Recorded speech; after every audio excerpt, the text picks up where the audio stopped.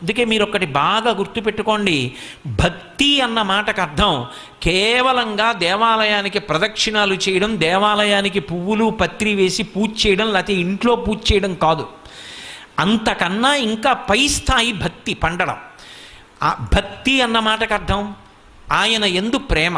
ఆయన ఉన్నాడన్న మాట ఒకటి ఒప్పుకుంటే కదూ, ఆయన ఉన్నాడు అన్న మాట ఒప్పుకున్నది నిజమైతే, ఆయనకి నేను చేరువ అవ్వాలి అని కోరుకుంటే నిజానికి నేను చెయ్యవలసింది ఏమిటి? ఆయన చెప్పినట్టు బ్రతకాలి.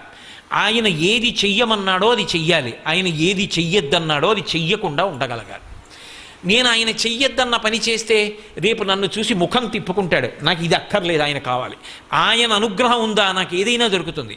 ఆయన ముఖం తిప్పుకున్నాడా, నీ తెచ్చుకున్నది ఏది నాకు నిలబడదు. అందుకే భక్తి యందు రెండు విరుద్ధ లక్షణాలు ఉంటాయి. భక్తి వలన భయం ఉంటుంది, భక్తి వలన ధైర్యం ఉంటుంది. ధైర్యంగానూ భయంగానూ ఒకేసారి ఉండడం కుదరదు.